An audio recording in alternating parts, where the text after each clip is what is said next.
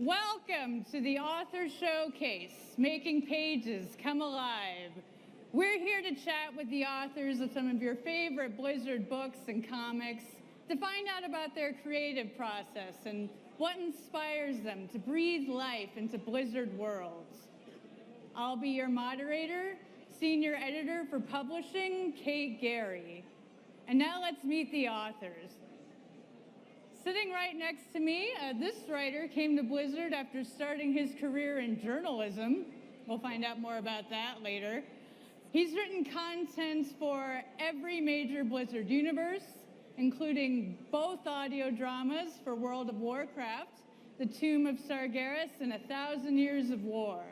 He's also written all of the Overwatch comics about Junkrat and Roadhog so far. Yep. And he's the co-author of the New York Times and USA Today best-selling history book series, World of Warcraft Chronicle. Please welcome Senior Writer for Creative Development, Robert Brooks.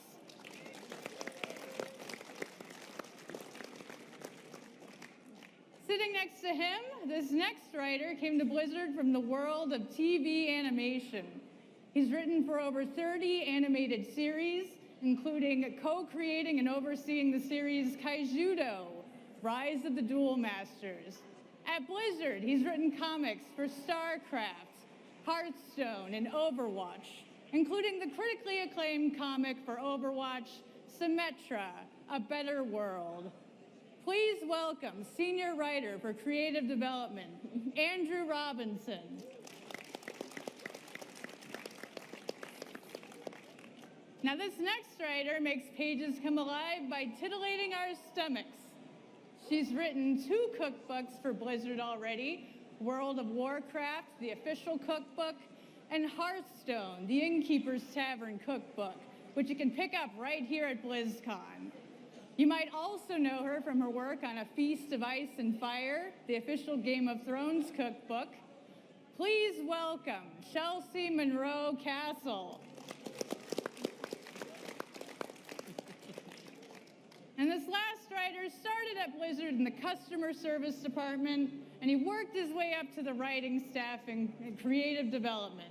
He's written licensed and ancillary fiction for StarCraft, Diablo, World of Warcraft, Overwatch, and Hearthstone. Most notably, he wrote Diablo 3, Book of Tyrael, The Art of Overwatch, which you can pick up right here at BlizzCon. And he's the other author of the USA Today and New York Times best-selling history book series, World of Warcraft Chronicle. Please welcome Senior Writer for Creative Development, Matt Burns. Hey. Now this panel is a little different from other panels you might have seen at BlizzCon. I'll have my questions I'll be asking the authors on stage, but we'll also be taking questions from you, the audience, throughout the next half hour. So as soon as you think of a question, I invite you to line up by the microphones over here on my right and over there on my left. Now let's get started. One of the things that strikes me about this panel is that each one of you came to Blizzard through a very different path. Tell us what path took you here. We'll start with you, Robert. Well, as you mentioned, I did start in journalism. I worked in the California state capital, Sacramento, for a little while during the Schwarzenegger administration, which was really interesting.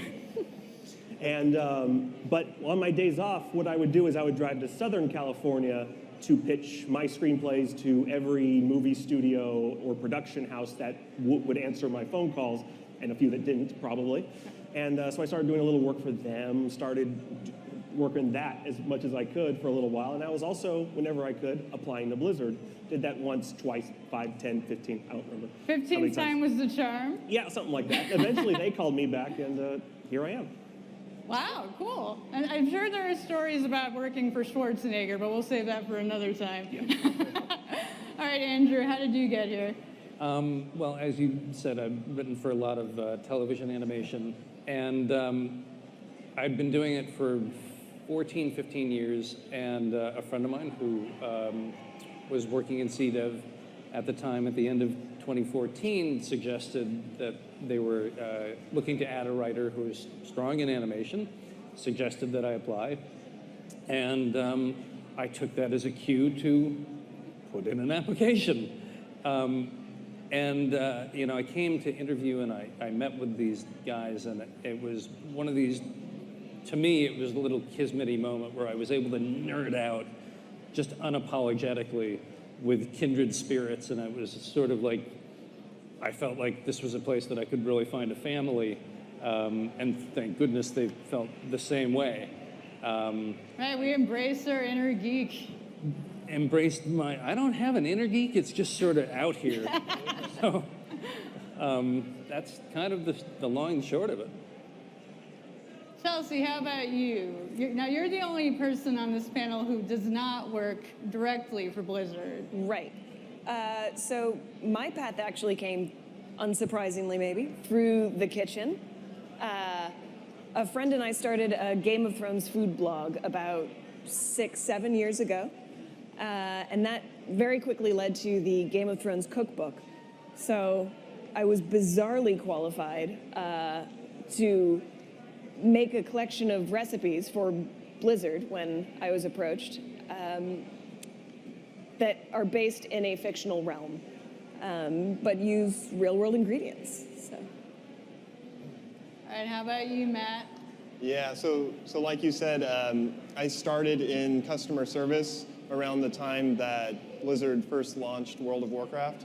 So I was a game master, you know, I was the person that was restoring items if you lost them, or when the corrupted blood plague broke out, I was teleporting people out of the major cities to try to stop it from spreading.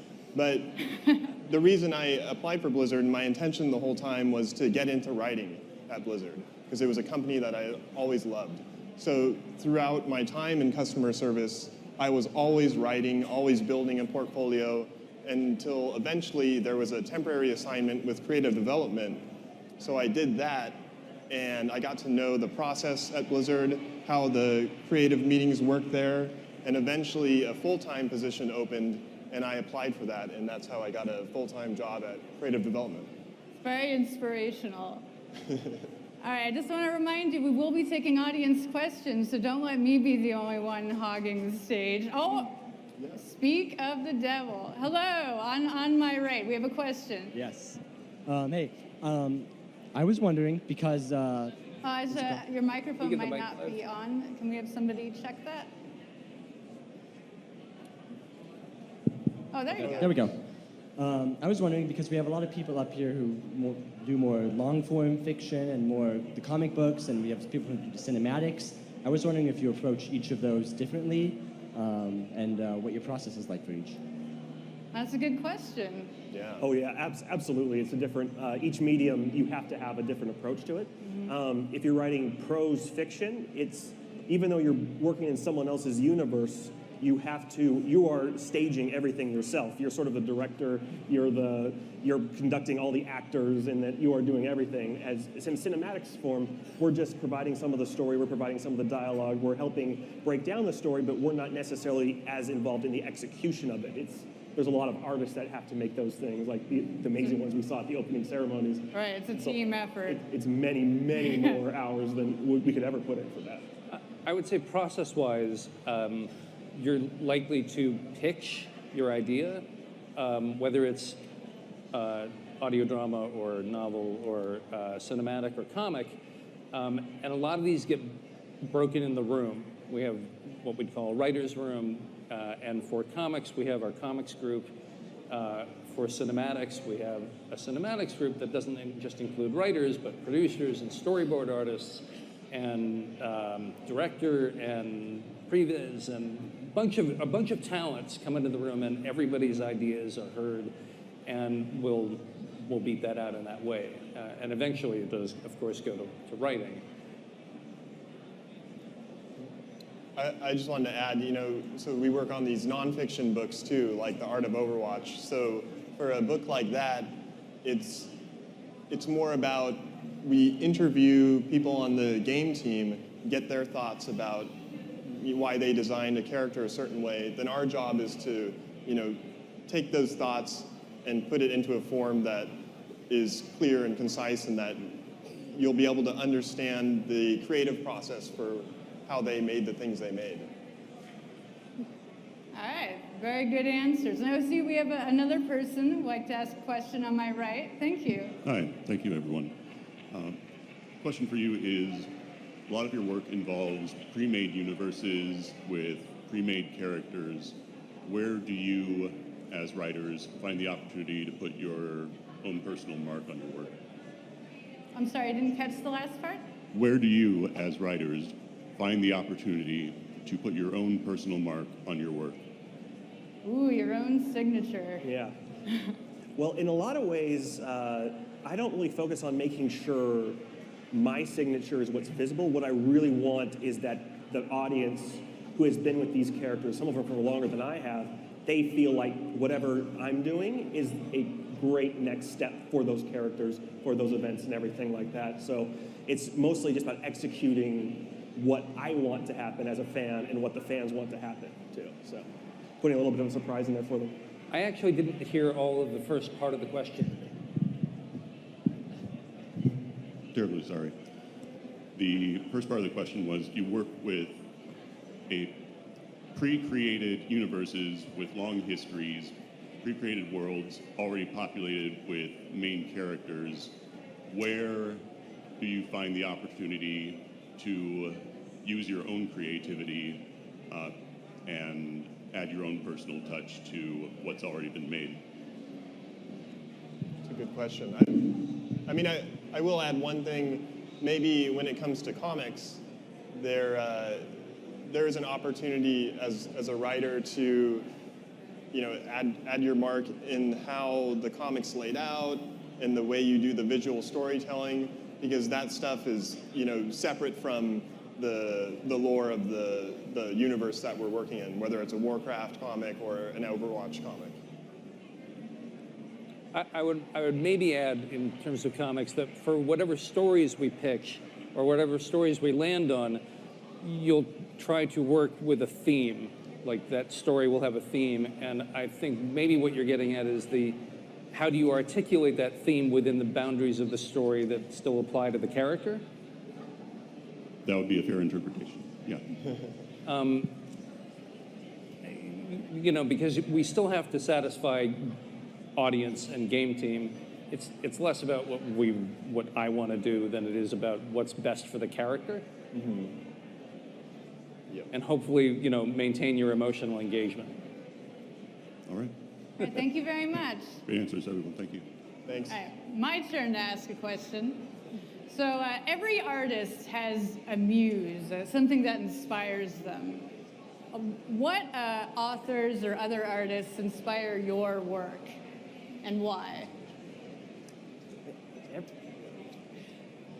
Well, for me, because what I do is based in fictional settings, I'm a huge fan of, the science fiction and fantasy greats, Tolkien, Frank Herbert, any of the great world builders, because when they do their job so unbelievably well, it really gives me the grounding that I need to extrapolate from that and build on that. And I think of cookbooks as really an extension of those worlds. So it can't just be, named after a place in the world, but be a cheeseburger recipe. So I think to really feel like a part of that world, it has to come from what they wrote. And so I hugely appreciate any author who puts the time and concern into those little details that really fill out a setting. You can definitely see it in your cookbooks, Chelsea.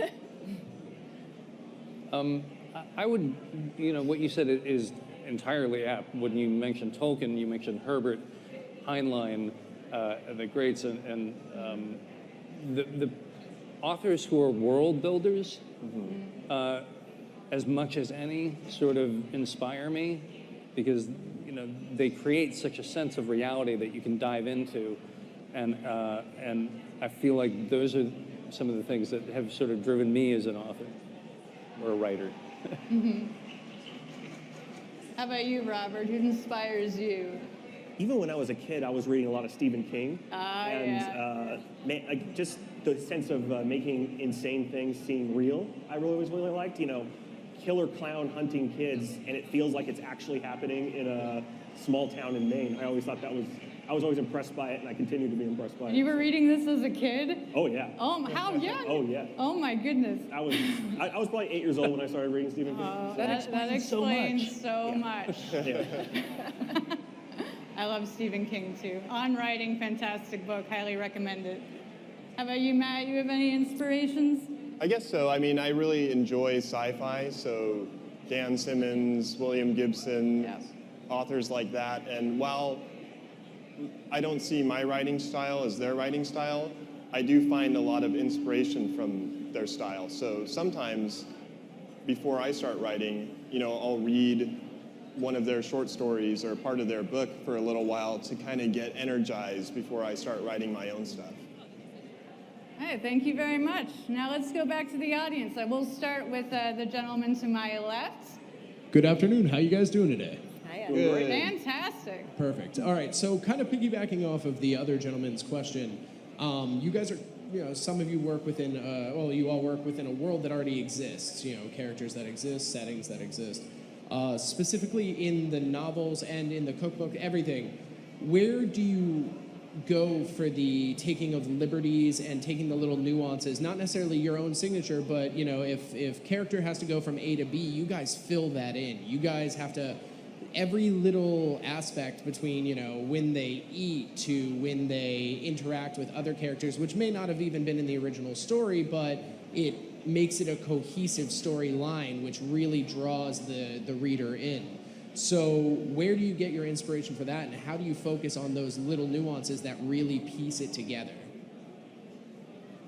Well, I think, you know, let's say this is a Warcraft story, for example. Sure, If let's we're- pretend I know that. if I'm writing about a certain character and, you know, what you're talking about, the little minutia, the little details, Right.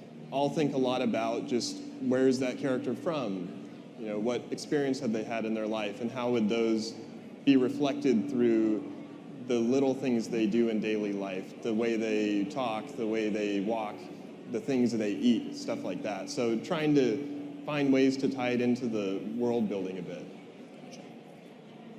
Yeah, it's also this is where working with the game teams is so awesome because if to take World of Warcraft in particular, they are constantly building new things. They have so much they have to build all the time, so they are always hungry for like new ideas, new ways to take the character, new ways that they can interact with each other, or just new little things that they can sort of play off of when they make their quests and their dialogue and everything like that in the game. There's a lot of collaboration involved, and sometimes, you know, we'll try something, and sometimes they'll love it, and sometimes they'll say, well, let's not go there. Gotcha. You know, so it's a process more than it's any sort of particular formula for us. How about you, Andrew? Any? I got nothing. Put you on the spot. All right. All right, thank you very much. Thank you Thank very you. much. And now we'll take an audience question here on my right. Hi, when you know when you're done with a story, like you all, like everyone else has said, you start in a pre-created world, something that's carried over, and you're tasked with starting an adventure, starting a story. When do you know when the product is finished outside of, you know, clearly you guys work with deadlines. Me, I'm a pretty new person to writing, like my whole experience is like writing a D&D campaign. So when do you guys know the audience is ready for your product? That's a really good. I really like that question. That's So that's a like really good one. when they know a first draft is complete and ready, or when like the final version is ready to go to print? When, how many layers is too many layers, basically, to a story? Like, I actually am a believer that it's possible to get lost if in the rewriting process. Like you can go, it's not finished, and just you start noodling with it too much, and you actually never feel like it's finished. For me, when I work for Blizzard, I always have this backstop, which is everyone here, and also Kate, who's our editor. which is we get to check to see if we're done. Like I can feel like I'm done and I get to hand it off to them and get feedback on it and suggestions. When it's my own personal writing, a lot of times what I'll do is when I think I'm done, I'll set it down and I'll leave it for a couple months, and then I come back to it, read it fresh, and see, does it still feel done, or does it feel like I'm missing something? And if it still feels done, that's a pretty good sign. And I'll usually move on after that. Yeah. Start sending it out to people. Yeah. I think like Robert was saying, you know, working at Blizzard, we have these people who will read our stuff and give us feedback. If you're not at Blizzard, I think it is a good idea to find, you know, some other writers that you can exchange manuscripts with, so you can get their feedback, and that way you'll be able to tell, you know, like, oh, maybe this is a little too long, maybe I added a little too much to it. Yeah, that's a lot of my job. I tell them when it's not quite done. True. Gonna go back, make some tweaks. You want a writing group. You want somebody whose Yeah. opinions you value, whose criticism you are willing to take. And it's important that you be willing to take criticism. And that's for your own material. If you're writing a spec screenplay or a spec novel or short story, absolutely you want as much feedback as you can get, because it's hard to know how much you've progressed in a vacuum. Now, and for us, we have, I think, two things that help us get to that stage. One is our editor, who does an amazing job, and the other are deadlines. Yeah. Because there are things that we have to put out on a schedule. So it's done when it has to get shipped. But we pulled a lot of late nights to make sure it's done the Blizzard way, for sure. Yeah. Thank you. All right, thank you very much. Now we'll take a question on the left. Hi, how are you guys doing? Good. Can you hear me? Okay. So I guess my question kind of builds up on the last question, but how do you get from being someone who writes for yourself, for your own enjoyment, and maybe from friends and family, to being an accomplished, published writer like you guys? Or at least, I mean, I don't know if you have all the steps, but at least what's your story? In my case, when I started working in journalism, that sort of threw me out into public very quickly, because I got to publish multiple stories per day about just things that are happening in the city, and this crime and this happened, and there's this, there's all this stuff. So I got sort of thrown into it that way, and if I hadn't done it, what I should have, looking back on it, what I should have been doing even before that was really, really trying to send my work out to friends who are also writers and publishers to see if they think it's worth publishing. And it's rejection can get really weird because it's mostly just dead silence as opposed to constructive criticism when you pitch it to people, to publishers and things like that. But it's also helpful because if you get a note back, that's a good sign, even if it's a negative response, because that means they want to start building some sort of relationship with you. They want to be nice to you because they think there's something here.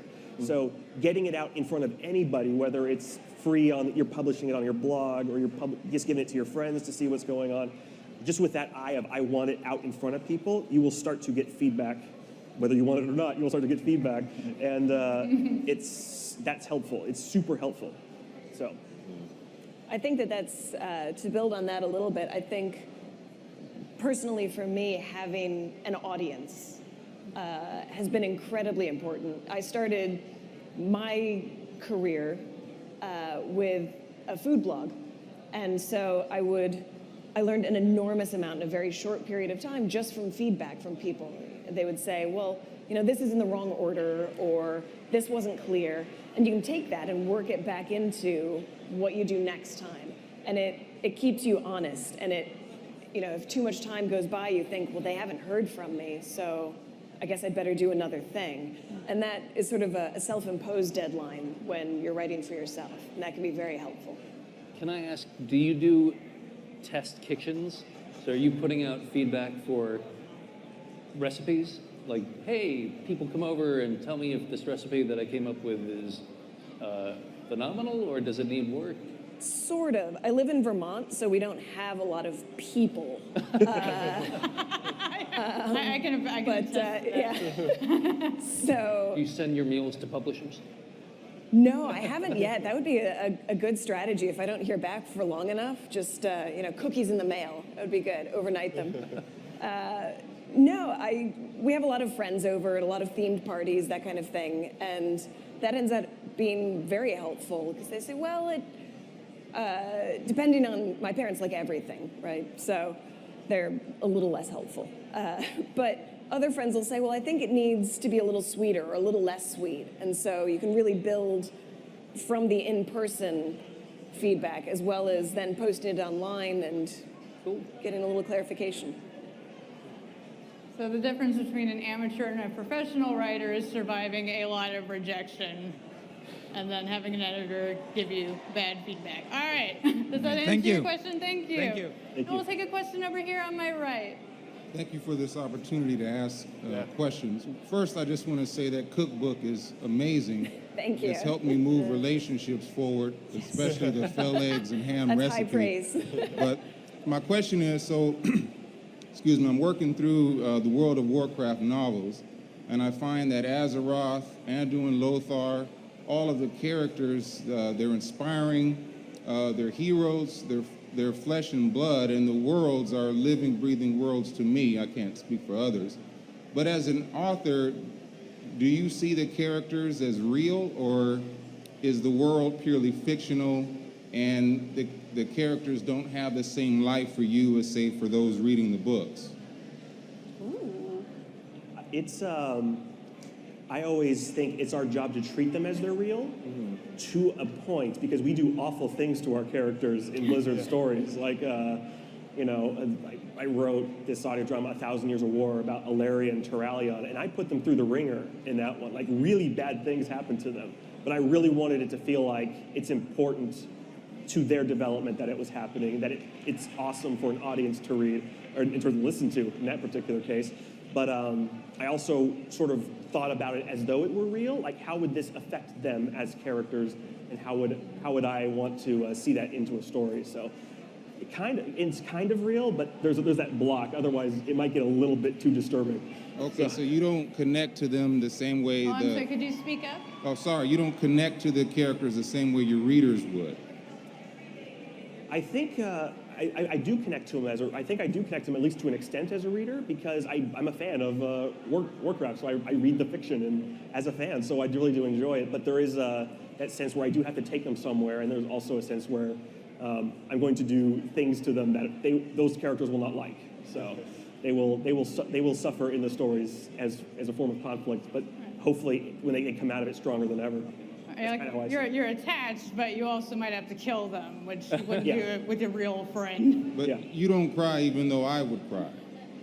I've definitely cried reading these stories, and I've gotten emotional writing some of the stuff before. Yeah, I genuinely have. Yeah. I would say if we don't cry, you won't cry. Yeah, I agree. I think we put a lot of emotion, a lot of ourselves into each character we write. I mean, as I said, if I don't care, you won't care. That's just for me. Yeah. all right. I think we have time for one more quick question on the left. Hello, everyone. I imagine we have a lot of first-time or aspiring writers here and watching from home. What common pitfalls do you recommend that a writer should avoid? Ooh. Well, we've talked about it a little bit earlier, so I don't want to repeat myself, but I will. But not getting feedback, I think, is a pitfall. Not getting your work out to other people so that you can get their, eyes on it, get their take on it. I think it's very important to get a different perspective on whatever you're working on, and I think that'll make your work ultimately better in the end. And as an editor, I will say, please do not use adverbs. If you can remove an adverb, for the love of God, take it out, because I will do it for you. Yes, she will. I can assure you she will. All right, well, that's all the time we have for Author Showcase, Making Pages Come Alive. I want to thank you very much for being here. I was your moderator, Kate Gary, and the authors on the panel were Robert Brooks, Andrew Robinson, Chelsea Monroe Castle, and the legendary Matt Byrne. Thanks, everyone.